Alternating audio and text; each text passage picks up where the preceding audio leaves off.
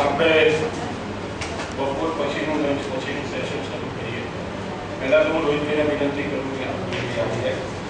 હવેના જે સેશન છે એમાં ઔદ્યોગિક વિકાસ, કામદાર સ્વાસ્થ્ય, રોજગારી, ખેતી અને પર્યાવરણ ઉપર તેનો પ્રભાવ. આપણે સવારથી વિકાસની અને બધી વાતો કરી રહ્યા છીએ, પણ ઔદ્યોગિક જે વિકાસ જે રીતનો ગુજરાતમાં થયો છે એને કારણે પર્યાવરણ અને પ્રદૂષણના જે ગંભીર સવાલો છે, સ્વાસ્થ્યના ગંભીર સવાલો છે, એના વિશે આપણી વચ્ચે ત્રણ સાથીઓ વાત કરશે. રોહિતભાઈ પ્રજાપતિ. રોહિતભાઈને આપણે બધા સારી રીતે જાણીએ છીએ, બહુ જાણીતા કર્મશીલ છે અને વર્ષોથી ગુજરાતમાં એ સક્રિય છે. જગદીશભાઈ પટેલ. જગદીશભાઈ જે વડોદરામાં પર્યાવરણની સંસ્થા ચલાવે છે અને પર્યાવરણ જાગૃતિ માટે ઉદ્યોગોના જે કામદારો છે એ કામદારોના સ્વાસ્થ્ય ઉપર એમનું ઘણું મોટું કામ છે. સલામતી કરીને એક મેગેઝિન ચલાવે છે, જો તમે જોતા હો તો, કે જેમાં એ ખાસ કરીને કામદારોના આ પ્રકારના સવાલો વિશે વર્ષોથી સક્રિય છે. અને ત્રીજા સાથી કોણ છે?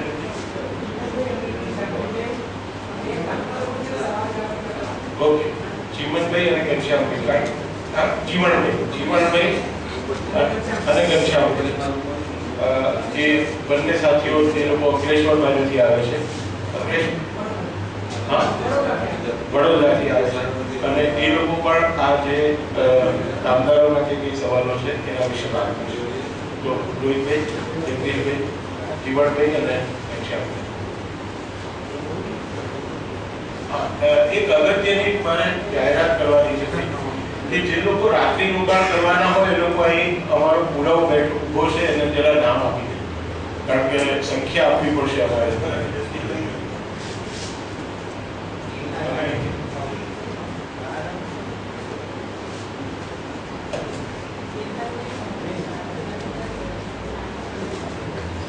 મિત્રો, વડોદરાની નજીકનો જે વિસ્તાર જેનું નામ પાદરા છે અને એનું હુલામણું નામ છે ગુજરાતનો શાકનો ટોપલો, કે જેનું શાક અને અનાજ, ખાસ કરીને શાક દેશમાં ખૂણે ખૂણે જાય છે અને પરદેશ પણ જાય છે. એટલે શાકના ટોપલા તરીકે જાણીતો વિસ્તાર. અને તમે વિસ્તારમાં પ્રવેશો તો સરગવાની સિંગથી માંડીને રીંગણથી માંડીને દૂરથી તમને બહુ મોટા પાયા પર જોવા મળતા હતા. એ વિસ્તારના લોકો છે ઘનશ્યામભાઈ પટેલ અને જીવનભાઈ. દૂધવાડા કરીને ગામ છે. એ શાકભાજીના ટોપલામાંથી આવ્યા છે.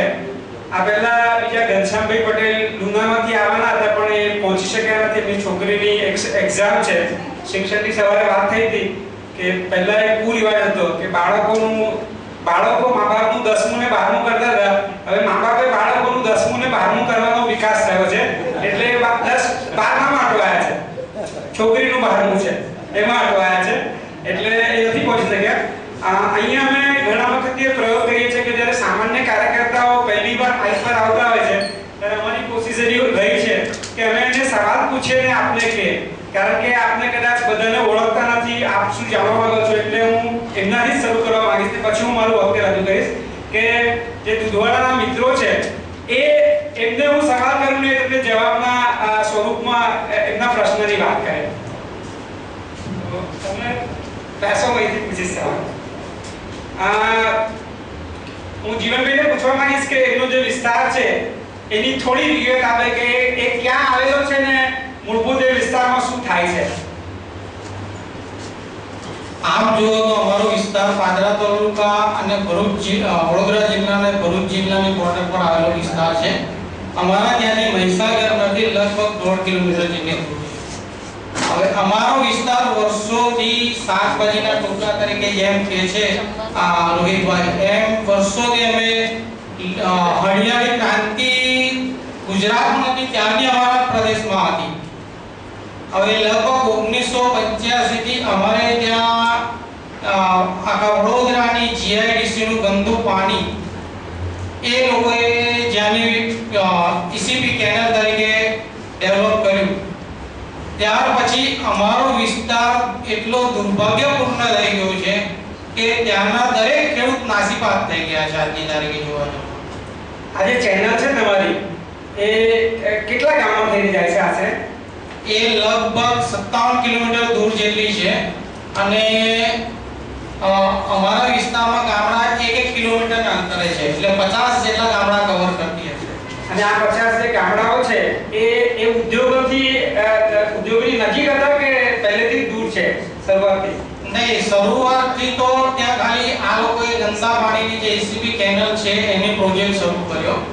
ત્યાર પછી ત્યાં દરેકે 1 બાય 1 ઇન્ડસ્ટ્રી ડેવલપ કરતા ગયા અને અમારો વિસ્તાર એટલો હરિયાળો હતો અને ત્યાં ટોટલી કેમિકલ કંપનીએ આ લોકોએ પ્રોજેક્શન કરી અને આખો વિસ્તાર પ્રદૂષણથી એકદમ ખલાસ કરી નાખ્યો છે કે જ્યાં ખેડૂતને આજે ખેતી કેવી રીતના કરવી એ મોટો સવાલ છે. આ તમારું જે ગામ છે દૂધવાડા એ વડોદરાથી કેટલા કિલોમીટરના અંતરે હશે? લગભગ 40 કિલોમીટરના અંતરે હશે.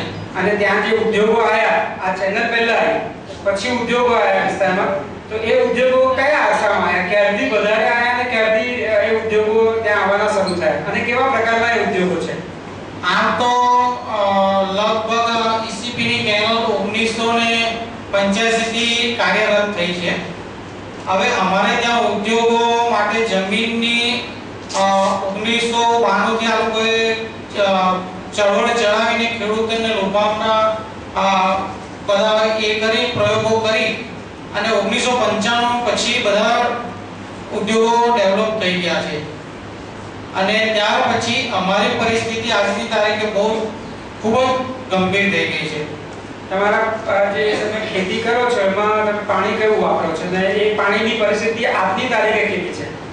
અમારે ખેતી ત્યાં કરીએ છીએ, ખેતીની વસ્તુ અલગ છે, પીવાનું પણ પાણી નથી. ત્યાં અત્યારે કોઈ બી બોર કરો, કોઈ બી ખેતી માટે પીવા માટે તો બધું જ પાણી કેમિકલ યુક્ત આવે છે. અને આની રજૂઆત વારંવાર જીપીસીબીમાં કરવા છતાં પણ હજુ એ લોકોએ સખતપણે કોઈ કાર્યવાહી કરી નથી.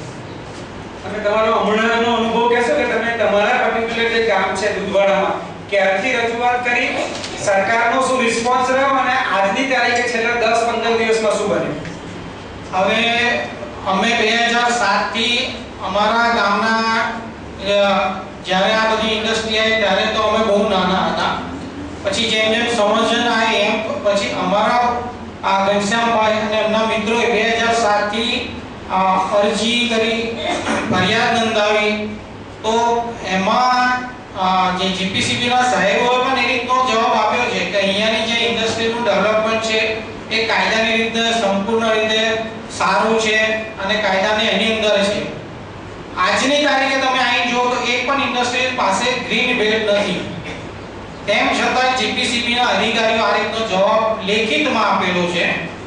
હવે અમારું સદભાગ્ય, મારું ને ઘનશ્યામભાઈનું, કે અમને રોહિતભાઈ જેવા સારા સેવાભાવી કાર્યકર્તા મળ્યા અને અમે એમની પાસે રજૂઆત કરી તો અમને 15 દિવસમાં જે એનો જે જવાબ મળવાનો આવ્યો એ બહુ સારો મળે છે અને અમે ખરેખર રોહિતભાઈના આભારી છે કે એમને અમને આવી મદદ કરી. ના, તમે મૂળ ફરિયાદ પર આવો કે 2010 માં જે ફરિયાદ કરી ત્યારથી હમણાં પોલ્યુશન બોર્ડ ને સરકારની નીતિ શું રહી તમારા વિસ્તારમાં જે કેમિકલ ઇન્ડસ્ટ્રી છે, પાણી લાલ થઈ ગયું છે એના બારામાં ઘનશ્યામભાઈ કહી શકો તો ઘનશ્યામભાઈ તમે કહી શકો છો. ये सरकारभाई જે સામાન્ય જે પરિસ્થિતિ છે પાછળ કેમિકલ પાણી તળાવમાં એ લોકો હવે 2007 માં જે કેમિકલ ઇન્ડસ્ટ્રી છે એ લોકોએ એની તરફ ચારે બાજુ વોલ બનાવેલી. એ વોલમાં હોલ પાડી અને ખેડૂતના ખેતરમાં પાણી છૂટા મૂકી દે. વરસાદ જ્યારે પડે એટલે કે એ લોકોને ઈટીપી ચલાવવાનો ખર્ચો બચાવવા માટે એ લોકો ખેડૂતના ખેતરમાં પાણી છૂટા મૂકી દે, ગૌચરમાં છૂટા મૂકી દે. એટલે આખી ગૌચર આજની તારીખે અમે જે 15 દિવસમાં ફરિયાદ કરી હતી એના વિડિયોગ્રાફી તેમજ ફોટોગ્રાફી બધા કરેલા છે. આખું કેમિકલ યુક્ત પાણી એ લોકોએ ભરી દીધેલું છે અને 2007 થી અમે કમ્પ્લેન કરતા આવ્યા છે પણ કોઈ પણ જીપીસીબીના અધિકારીએ આના સામે કોઈ કડક પગલાં લીધા નથી. બસ આ હમણાં આ એ ગામો છે કે જ્યાં ભગવો બહુ વર્ષોથી લહેરાય છે અને આ એ ગામો છે કે જ્યાં લોકો એવું માનતા હતા, એવું કહીશ 2002 માં આ ગામોની પરિસ્થિતિ જુદા પ્રકારની હતી અને અત્યારે એમનો જે મૂળ વાંધો છે એ આ ડેવલપમેન્ટ મોડેલ જે પ્રસ્થાપિત કરવાની કોશિશ થઈ રહ્યું છે એનું છે અને એક પછી એક આવા 24 ગામો છે કે જે એક પછી એક ભેગા થઈ રહ્યા છે. દુધવાડા ગામ અમારી નજીકમાં જે લુના કરીને ગામ છે ત્યાંથી હમણાં જોડાયું છે અને છેલ્લા ઘણા સમયથી એ લોકો ઓફિસમાં આવતા હતા, પણ પહેલી વાર હું એમને અહીંયા જ મળું છું. કારણ કે એમની બહુ વખત જૂની ફરિયાદ છે, કંઈ થયું નહીં. અત્યારે ઘણી કંપનીઓ જેના નામ છે જેને આજ સુધી કોઈ અડકતું નહોતું, એ કંપની કદાચ ગઈકાલે બંધ કરવામાં આવી અને અત્યારે સંઘર્ષ જારી છે. અને એ હંમેશા અમને કહે છે કે તમે એવું રખે માનતા કે તમે અમારી મદદમાં આવો છો, પણ આ શાકભાજી ટોપલાનું શાક એ ઇડલી સંભાર ખાતા જે સંભારમાં રીંગણ અને સરગવાની સિંગ છે તે અમારા ખેતરની હોઈ શકે છે અને તમે જે અમૂલનું દૂધ પીઓ છો એ અમારી ગાયને ભેંસ જે લાલ ને પીળું પાણી પીએ છે અને એમાંથી ઉગેલો જે ઘાસચારો ખાય છે એનું દૂધ તમારા પેટમાં આવે છે. એટલે રખે માનતા કે આ મુદ્દો અમારા ગામનો મુદ્દો છે, આ તમારો ને અમારો મુદ્દો છે એવું ગામના લોકો અમને વર્ષોથી કહે છે. એટલે બહુ ભેગા થઈને લડવું પડશે વાત છે. મારે ત્રણ પ્રિસાઇઝ વાત કરવી છે. એક તો જે પ્રકારના વિકાસના મોડેલની જે વાત થઈ છે એમાં વિકાસના મોડેલમાં બ્રોડ વિકાસનું જે મોડેલ છે પૂંજીવાદી માળખામાં લઈને પૂંજીવાદી વિકાસનું એ કોંગ્રેસ અને બીજેપીનું લગભગ સરખું છે, પણ એમાં પણ શેડ હોય છે. જે આ નવો શેડ જે છે એ શેડનું ઉદાહરણ તમારી સામે છે. તમે જસ્ટ કલ્પના કરી જુઓ કે તમારા ફ્રીજમાં તમે બેગોન સ્પ્રે લઈને મૂકશો કોઈ દિવસ?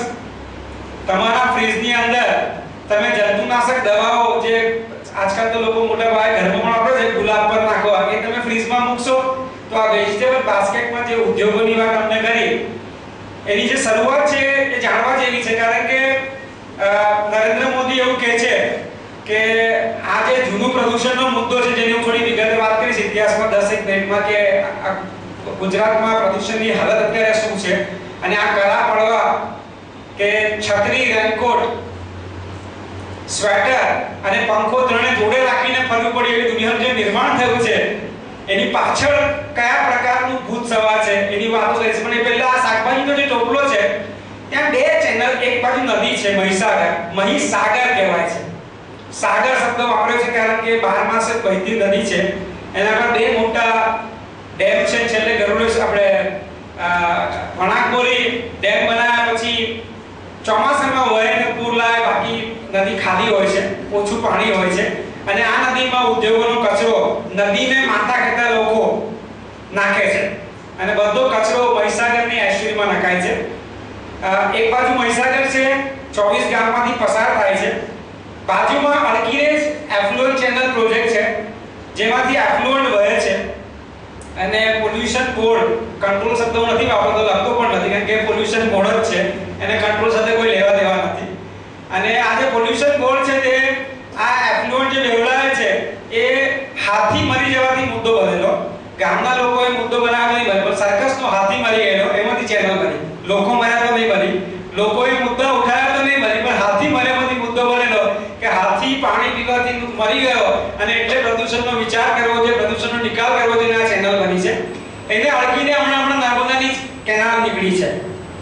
હમણાં સવારે બંધની વાત થઈ ને એનું 22% પાણી આપણે વાપરી શકીએ આજની તારીખે, બાકી પાણી વાપરવા માટે કેનાલ છે નહીં. અને 22% જે પાણી વપરાય છે એનો રેટ સવારે કેવા જેવો હતો કે પહેલા 20 રૂપિયા 1000 લીટર હતો ઉદ્યોગો માટે, 20 રૂપિયા 1000 લીટર નર્મદાનું પાણી. હવે એ ભાવ વધારે છે એટલે નરેન્દ્રભાઈ દામોદરભાઈ મોદીએ એ 10 રૂપિયા કર્યો છે. કદાચ 10 રૂપિયા પણ વધારે લાગે તો ઓછું થવાની શક્યતા ખરી કે બીપીએલ કાર્ડ હોલ્ડરોને રેશનની દુકાનમાંથી જેમ અનાજની જરૂર છે આ લોકોને પાણીની રેશનની દુકાનની જરૂર છે એટલે 20 ના 10 થયા છે. તો ત્યાંથી એક કેનાલ પસાર થાય છે. આ પ્રદૂષણ કરતી કેનાલ અને નર્મદાની કેનાલ એ બંને વચ્ચે અંતર તમે જુઓ તો લગભગ કદાચ ખોટો નથી 500 ફૂટથી લઈને 1 કિલોમીટરનું અંતર છે અને ઘણી જગ્યાએ તો બાજુ છે. અહીંયા આપણે બેઠા ત્યાં કેનાલ છે નર્મદાની અને પાછળ કેનાલ ના બધાની કેનાલ છે. તો અમે જે વિકાસના પુરુષો એને આમાં સરસ દેખાયું એટેચ ટોયલેટ બાથરૂમ. પહેલા એવું હતું કે ઉદ્યોગો દૂર હતા, ચેન્નઈમાં નાખવું પડે, તો નરેન્દ્રભાઈને વિચાર આવ્યો કે એટેચ ટોયલેટ બાથરૂમની ફેસિલિટીનો ઉપયોગ કેવી રીતે ના કરી શકાય. નર્મદાનું પાણી કેનાલમાં હવે અમે તમે જો કમાન્ડ બધા ઉદ્યોગો ક્યાં આયા? માંડલ બેચરાજી સરની જગ્યા છે તે કઈ છે? Command area Narmada. આ દોલેરાનો સર ક્યાં છે? તો કમાન્ડ એરિયા. પછી આ જે ઈસીપી વાળો વિસ્તાર છે ત્યાં પણ અત્યારે પરિસ્થિતિ એવી છે કે ઉદ્યોગો જે કેનાલમાંથી પાણી રિચાર્જ થાય છે એ ભૂગર્ભમાંથી કાઢે છે અને બાજુમાં નજીક જ પાણી પિચકારી મેલા એટલે નજીક એ કેનાલમાં થૂકે છે લોકો. અને ત્યાં ઉદ્યોગો મોટા પાયા પર 2001 થી શરૂ થયા. આ સાલ એટલા માટે મહત્વની છે કે 95 માં પ્લાન થયેલો, અત્યારે મોટા પાયા પર ત્યાં ઉદ્યોગો નીકળ્યા છે. અને એક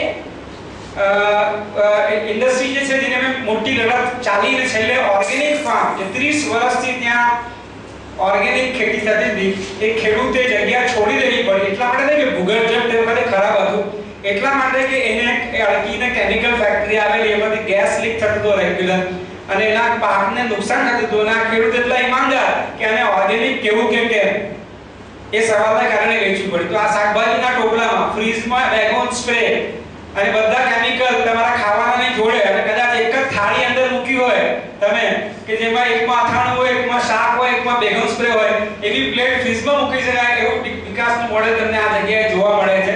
અને ખાસ તો અમારે પેલા અમિતાભ બચ્ચનને બોલાવે છે, આઈએ કુછ દિન ગુજારી હમારે સાથ और देखिए આઈના 24 ગામના પાણી લાલ પીળા થઈ ગયા છે. છોકરાઓ સ્કૂલની બહાર વાત કરતા હોય છે કે મારા બહેનની સગાઈ છે એટલે આજે અમે સફેદ પાણી ઘરે લાવવાના છે. આ વાયકા છે, સફેદ પાણી ઘરે લાવવાના છે. અને આ ગાય અને ભેંસ પાસે હજુ પણ એક્વાગાર્ડનું પાણી કે બિસ્લરીનું પાણી પહોંચ્યું નથી. અને જે ઘઉં ને ચોખા અને અમારે ત્યાં બી અમે ડ્રમસ્ટિક એક્સપોર્ટ કરીએ છીએ, યુરોપ પણ જાય છે, એ હજુ પણ આ લાલ પીળા પાણીથી પડે છે. અને એનો પહેલો અભ્યાસ 1998 માં થયેલો કે આ જે શાકભાજી ઉગે છે એનું કન્ટામિનેશનનું લેવલ તો ટામેટામાં 4.5% લેડી છે, જે કોબી છે એમાં 6.5% કોપર વધારે છે. તમે મને કહો કે આ સલાડ ખાવાની વાત કોઈ ડોક્ટર કેવી રીતે કરી શકે? એની હિંમત કેવી થાય જો એને ખબર હોય કે કમ્પોઝિશન છે. તો આ ટામેટા તમને કિડની સ્ટોન ને કિડનીની હોસ્પિટલ એક પૈસાનું નિર્માણ કર્યું છે. એટલે જે આ આખો વિસ્તાર છે 2001 પછી વિકસ્યો છે. હવે એમને એ આખા વિસ્તારમાં નર્મદા કેનાલ આવવાને કારણે આ ખેડૂતોને મદદ થવાને બદલે આ ખેડૂતોને ત્યાંથી હટાવીને કાઢવાની પ્રક્રિયા અત્યારે ચાલી રહી છે. તમે વિસ્તારમાં હવે જાઓ ને તો તમને જે પહેલો હતો એમાં તમને એવું લાગે કે કેવી ગ્રીનરી છે, કેવા રીંગણ છે, કેવા ભીંડા છે, કેવી ડ્રમસ્ટિક છે. હવે તમને ચારે બાજુ ગેસ અને ઉદ્યોગો દેખાય છે. અને હવે એમનો આર્ગ્યુમેન્ટ એવો છે કે બગડી જ ગયું છે ને તો પછી અહીંયા ખેતી કરીનું કામ છે, ખાલી કરો. આ સાદો સીધો આર્ગ્યુમેન્ટ આ દામોદરભાઈના છોકરા ને એમની સાથેના નંદ ભાઈબંધોનો આર્ગ્યુમેન્ટ છે, બેનપણીનો આર્ગ્યુમેન્ટ છે કે તમે માડીવાળો ખેતી કરવાની કઈ જરૂર નથી, નો હજાર તમે પેલા સ્ટેચ્યુ ઓફ યુનિટી માટે આપી કારણ કે હવે તમે ખેતી ના કરશો ચાલશે. આ વિસ્તારની આ પરિસ્થિતિ છે.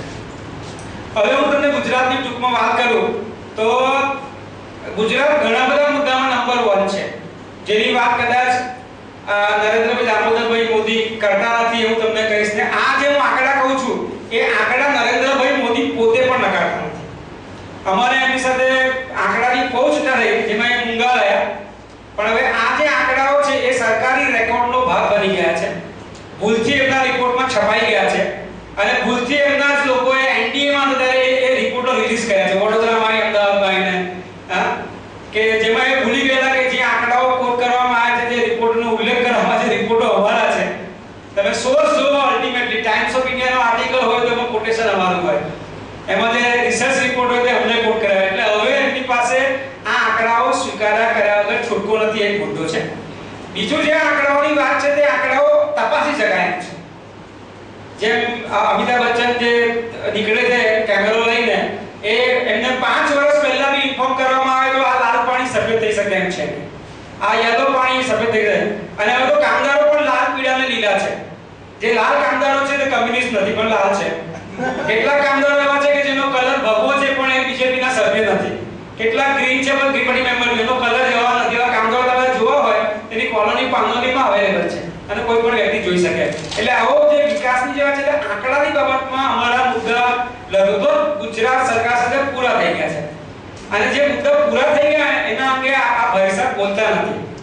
એમને કબડ્ડી આવડે તો કબડ્ડી રમે, હા, એમને મિસાઈ આવડે, એમને ચેસ રમવાનું ફાવતું નથી એટલે મોટે ભાગે એમાં ઉતરતા નથી. એટલે અમે એમને બહુ કાગળો લખ્યા છે એના અંગે એમને જવાબ નથી આપ્યો. હું જો તમને 1989 ની વાત કરું તો 1989 માં જ્યારે પહેલીવાર એવી એક રજૂઆત થઈ કે પ્રદૂષણની હાલત આખા દેશમાં બહુ ગંભીર છે તો એના અંગે એક વિચાર થવો જોઈએ. ત્યારે જે ક્રિટિકલ પોલ્યુટેડ એરિયાની વાત થઈ તેમાં અંકલેશ્વર અને વાપીનું નામ હતું, લુધિયાણાનું નામ હતું. એના પછી પરિસ્થિતિમાં કઈ બહુ જાજો સુધારો નહીં થયો. 95 માં બધી બહુ લિટિગેશન અમારા જેવાએ કરી એના કારણે વકીલોને ફાયદો થયો એટલે વકીલો અમારાથી ખુશ પણ છે સામેવાળા. એમના બંગલા બને, એમની ગાડી બની. ઘણીવાર એમ થાય કે 15 વર્ષ 20 વર્ષમાં શું કામ કર્યું? એક તો કરપ્શનનો રેટ ઓછો વધારે, પોલ્યુશન બોર્ડને કોઈ ઓળખતું નહોતું, એમને કોઈ પૈસા નહોતો આપતો. હવે એમને પેટીઓ મળે છે, એમને લોકો ઓળખે છે અને હવે એની ઓફિસ તમારે એડ્રેસની જરૂર નહીં. જે વકીલો હતા કે જેની પાસે કંઈ નહોતું એને હવે પેટીઓ મળે, અમારી પીઆઈની રાહ જોવે છે. અને બીજી વાત કે આ ખેડૂતો છે એમને ખબર પડે છે પીએચ કોને કહેવાય, સીઓડી કોને કહેવાય. એમને કદાચ એમના ખેતીનું જેટલું જ્ઞાન નથી ને એટલું એફ્લુએન્ટનું જ્ઞાન વધી ગયું છે આ વિસ્તારોમાં. એટલે જો ફરક ગણીએ તો આટલો થયો છે. તો એક આખો અવાજ જોલો કે આપણે દેશના 88 જે પોલ્યુટેડ વિસ્તાર છે એનો એક કોમ્પ્રિહેન્સિવ એન્વાયરમેન્ટ પોલ્યુશન ઇન્ડેક્સ બનાવવામાં આવે. એમાં બી એ 2009 માં અમારા જેવા લોકોએ એકેડેમિકલી રજૂઆત કરી અને ભૂલથી અમારી પાસે દીકરીઓ છે જે દીકરીઓ નરેન્દ્રભાઈ દામોદરભાઈ મોદી જેવા લોકોએ અમારું સન્માન કરીને મેડલ આપ્યા કે તમે બહુ સારા લોકો છો, બહુ સારું ભણેલા છો, હવે ડિગ્રી પાછી લેવાય નથી, એ માં કહેવાને વાત છે, મેડલો લટકેલા છે એટલે અમારી વાત કેટલીક સુધારી પડી અને આ કોમ્પ્રિહેન્સિવ એન્વાયરમેન્ટ પોલ્યુશન ઇન્ડેક્સનો જન્મ થયો. જેમાં એક મુદ્દો રહી ગયો છે તેમાં ઓવરઓલ પર્યાવરણની પરિસ્થિતિ આખા વિસ્તારમાં શું છે. હવાનું પ્રદૂષણ, જમીનનું પ્રદૂષણ, ખેતીના જે ઉત્પાદન છે એનું પ્રદૂષણ અને કમ્યુનિટીની હેલ્થ, વર્કરની હેલ્થ રહી ગઈ છે. જગદીશભાઈ એમાં ઉમેરો કરશે કે જે અમે બહુ રજૂઆત કરી પણ આપણા પર્યાવરણવાદીઓ પણ એવા છે કે જેને કામદારના આરોગ્યનો પ્રશ્નમાં પર્યાવરણ દેખાતું નથી. એમને ફૂલ ઝાડની પડી છે, ખેતીની પડી છે, પાણીની પડી છે, પણ જીવતો માણસ કે જેને પુરાવા આવ્યા છે કે કયા કેમિકલથી શું નુકસાન થાય ને કયા ઓર્ગનને નુકસાન થાય એના માટેની આખી બોડી તમને 300 વર્ષ 400 વર્ષના ઇતિહાસમાં આપી છે, પણ એક કામદારના આરોગ્યના નુકસાનને પર્યાવરણનો મુદ્દો નથી ગણતા તો આમને પણ નહીં મળે. તો એમાં 88 ક્લસ્ટરનો અભ્યાસ કર્યો. તો ટૂંકમાં કહીશ મને આર્ટિકલમાં છે 2009 માં જ્યારે અભ્યાસ થયો ત્યારે અંકલેશ્વર નંબર 1 હતું પ્રદૂષણમાં અને બીજો નંબર ખાસો દૂર હતો. આ કોમ્પિટિશન બહુ જોરદાર છે, જોવા જેવી છે. પહેલો નંબર અને બીજા નંબર વચ્ચે ખાસું અંતર છે. તો એમાં અંકલેશ્વર નંબર 1 હતું ને એમાં ગુજરાત નંબર 1 આવ્યો. ફરી અભ્યાસ કર્યો 2011 માં કે જેમાં એ લોકો રિપોર્ટો સબમિટ કર્યા. જે રિપોર્ટો જોવા જેવા છે વેબસાઇટ પર છે. અંકલેશ્વરનો છે, વાપીનો છે, એક્શન પ્લાન રજૂ થયા મોદી સરકાર તરફથી. એ પ્લાનમાં એમને સ્વીકાર્યું છે કે અમે જ્યારથી ટ્રીટમેન્ટ પ્લાન્ટો ગુજરાતમાં બનાવ્યા છે અને ભારતમાં યુનિક કહેવાય એ ટ્રીટમેન્ટ પ્લાન્ટો પહેલા દિવસથી કાયદા મુજબ કામ નથી કરતા એવું એમને પોલ્યુશન બોર્ડ અને ઉદ્યોગપતિઓના રિપોર્ટોએ 2010 માં લેખિતમાં રજૂ કર્યું છે. લેખિતમાં રજૂ અને આ બધા 250 પાનાના રિપોર્ટ છે. 250 પાનાના રિપોર્ટ છે જે વાંચવા જેવા છે. જેમાં કબૂલાતનું નામું છે. કદાચ મોદીએ નહીં જોયા હોય એટલે રહી ગયા છે, કદાચ ફાઇલ થઈ ગયા, બાકી જો જોયા હોય તો નામ ઉપર. તો 2011 માં અભ્યાસ તો એમાં વાપી નંબર 1 આવ્યો. 2013 નો અભ્યાસ હમણાં બહાર પડ્યો એમાં વાપી નંબર 1 છે પ્રદૂષણની દ્રષ્ટિએ. અને આ વિસ્તારો એવા છે તમને આશ્ચર્ય થશે કે આ વિસ્તારોમાં વટવા, અંકલેશ્વર અને વાપી આ 3 વિસ્તારોમાં નવા ઉદ્યોગો લાવવા પર પ્રતિબંધ છે. નવા ઉદ્યોગો લાવવા પર પ્રતિબંધ છે અને મોજૂદ ઉદ્યોગોના એક્સપાન્શન પર પ્રતિબંધ છે. અને ગઈકાલે સંદેશ ટીવીમાં સમાચાર હતા અને વાપી અને વટવાના વટવા અંકલેશ્વરના અને ભરૂચના લોકો કહેતા હતા કે યુપીએની સરકાર સહમત છે અને મોદી પણ સહમત છે છતાં અમારા ત્યાં મોરેટોરિયમ પૂરતો કેમ નથી? કયા લોકો છે એને રોકીને બેઠા છે? અને એમને હિસાબ કરાયો કે 22,000 કરોડ રૂપિયા સરકાર ટેક્સના ગુમાવે છે એવું એ ટીવીમાં બોલેલા. આંકડો સાચો ખોટો બાજુ પર. અને એમને એવું કેવું છે કે 1,76,000 કરોડનું ઇન્વેસ્ટમેન્ટ રોકાઈને બેઠું છે આખો વિસ્તાર લાલ પાણીનો વિસ્તાર છે. અને તૃપ્તિબેને એકવાર ભાષણમાં કીધેલું કે ઉદ્યોગો માટે લાલ જળમ અને ખેતી માટે લાલ પાણી આ વિકાસનું મોડેલ ગુજરાતમાં અત્યારે મોજૂદ છે. અને છેલ્લી બે વાત એક મારી વાત પૂરી કરીશ કે તમે અત્યારે જો ગુજરાતની પરિસ્થિતિ જુઓ તો તમે ધ્યાનથી નરેન્દ્ર મોદીના ભાષણ 2004 એ માણસ પર્યાવરણના મુદ્દે એક અક્ષર નથી બોલ્યો. અમે જેટલા આંકડા બહાર પાડ્યા એ આંકડા ખોટા છે, વેસ્ટેડ ઇન્ટરેસ્ટ વાળા છે, ગુજરાત વિરોધીઓના છે, એવો એક પણ શબ્દનો ઉચ્ચાર નથી કર્યો. ખાલી ઓફ ધ રેકોર્ડ અમને ઇકો ટેરરિસ્ટ કહે છે એટલું એટલે કરીશું, પણ ઓન રેકોર્ડ એ કહેવા માટે તૈયાર નથી. અને બીજી વાત કરીએ કે એમને બે મોટા કામ કર્યા છે કે જેના માટે એમને એક એવોર્ડ આપવા જોઈએ. ખબર નહીં ભારત સરકાર આપે કે આપણે આપીએ, એ કોઈ નક્કી કરવું પડશે. બે મોટા એવોર્ડ ને લાયક છે. એમને ક્લાઇમેટ ચેન્જ પર એક ચોપડી લખી છે. મને લાગે છે ચોપડી વાંચવા જેવી છે કે સૌથી વધારે વેચાઈ છે એવું કહેવાય છે. કયા સંદર્ભમાં વેચાઈ છે શબ્દ જુદો, ગુજરાત તો વેચાય છે, પણ એમની ચોપડી પણ વેચાય છે. એટલે સૌથી સારી વેચાયેલી ચોપડી એમએલએ એમપી ને ફરજિયાત ખરીદવાની અને એમને ફરજિયાત વેચવાની, બજારમાં ના મળે. અમને એમના એમએલએ ને એમપી જ આપી ગયેલા, એટલે અમારી પાસે વધારે કોપીઓ પણ છે, કારણ કે એમને ઘરમાં ના રખાય, બતાવી પડે કે આપી દીધી છે. તો એ ચોપડીમાં તમે વાંચો ને તો એ ચોપડી જે વ્યક્તિએ લખી છે, મારો એક રિવ્યુ છે, તમારે જોવો હોય તો વેબસાઈટ પર ગુજરાતી હિન્દી બંનેમાં છે. મેં એવું લખ્યું છે કે આ ઓથર ગુજરાત બહારના છે. આ ઓથર પાસે ગુજરાત સરકારની માહિતી નથી. આ ઓથર રાઈટ ટુ ઇન્ફોર્મેશન એક્ટના જાણકાર નથી, જેથી એમને આરટીઆઈ ફાઇલ કરીને માહિતી ગુજરાતની રહેલી. આ ઓથરને એવું ખબર નથી કે ગુજરાત એ ઔદ્યોગિક રીતે જાણીતું રાજ્ય છે, આ ફ્યુડલ સ્ટેટ નથી. તમે આખી ચોપડી વાંચો તો તમને ખબર પડે કે જાણે જો કોઈ ગુજરાતને જાણતું ના હોય ને તો ગુજરાત ઉદ્યોગ વિહીન રાજ્ય છે એવું તમને અહેસાસ થાય.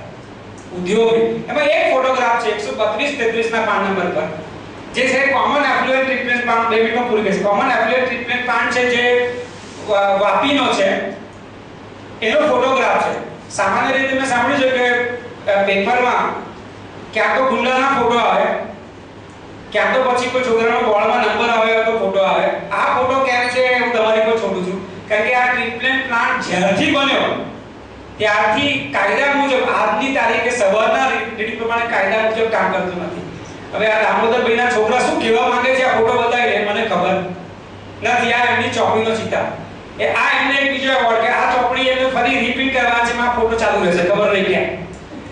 અને એ રિવ્યુ લખાયા પછી મારી પર 25 કરોડનો દાવો થયો છે ડિફેમેશનનો. બુક ના આવે ને બીજા મુદ્દામાં જે આર્ટિકલમાં કોઈ દમ નથી, જે આર્ટિકલ મને કોટ કરવાનો ના છે, જે કોટેશનને હું ગણગાતો ને એવો એક જગ્યાએ છે એને લઈને 25 કરોડનો દાવો કરે છે વાપીની કોર્ટમાં. ઉદ્યોગોએ ભેગા થઈને ગુજરાત સરકારના ટેકાથી અને 2 વર્ષના જેલનો દાવો કર્યો છે કે તમે ત્યાં. અને હવે વાપીના બધા વિસ્તારમાં અમારા જેવા લોકો અંડરગ્રાઉન્ડ છે, ઇમરજન્સી કહેવાય ને, અમે લોકો ઇમરજન્સી બરાબર નર્મદા વખતે જોઈને અત્યારે પહોંચી છે. બીજું એમને સારું કામ કર્યું છે કે જે 25 જાન્યુઆરી 2007 એક ફાઇનલ એફ્લુએન્ટ ટ્રીટમેન્ટ પ્લાન્ટ એશિયામાં યુનિક ચોક્કસ સમર અને ભારતમાં પહેલો સમર એનું એમને ઉદ્ઘાટન કર્યું, જેનો 131 કરોડ રૂપિયાનો ખર્ચો, જેમાંથી લગભગ 83% પૈસા બીપીએલ કાર્ડ હોલ્ડર હોવાને કારણે ઉદ્યોગો બીપીએલ કાર્ડ હોલ્ડર છે. તમે કહો છો કે કેમ આપણે નેનો વાળાને પૈસા મળે, કે એ બધા જ રેશન કાર્ડ હોલ્ડર લોકો છે ને એમની પાસે બીપીએલ કાર્ડ છે. સબસિડીની એમને જરૂર છે. તમને ખબર નહીં હોય કે અત્યારે કોઈ પણ તમે તમારું સંડાસ બાથરૂમ પોતે બનાવતા હશો, પણ ઉદ્યોગોના સંડાસ બાથરૂમનું સબસિડી પહેલા 25% કેન્દ્ર સરકાર, 25% રાજ્ય સરકાર, 25% સોફ્ટ લોન એટલે વ્યાજ ભૂલી જવાનું, તમારે એવા વ્યાજની કલ્પના હોય અને 25% અપાય તો આપો, નહીં તો માંડવાળ કરીશું. હવે એમાં સુધારો કરે છે 50% કેન્દ્ર સરકાર, 25% એટલે આપણા ખર્ચે બનેલો ફાઇનલ ખાનગી કંપની 2 નામની કંપનીનો પ્લાન્ટનું ઉદ્ઘાટન કર્યું. હવે એમને કીધું આ પ્લાન્ટ કાયદા મુજબ કામ નથી કરતો. એમને એમનું ઉદ્ઘાટન કર્યું અને આજની તારીખે હું તમને આજ સવારનું રીડિંગ કહું છું કે કાયદા મુજબ કામ કરતો નથી. આ 2 ઉદાહરણ છે નરેન્દ્ર દામોદર મોદીના કે જે બતાવે છે કે કેવી પરિસ્થિતિનું નિર્માણ થયું. જે આંકડાઓ છે એ તમે જાતે આ વિસ્તારમાં અને આ સ્ટ્રેચ જે છે 400-500 કિલોમીટરનો સ્ટ્રેચ છે. જે વિકાસનું મોડેલ તમારે જોવું હોય તો કેવા પ્રકારનું પાણીનું નિર્માણ થયું છે, કેવા પ્રકારની નદીઓ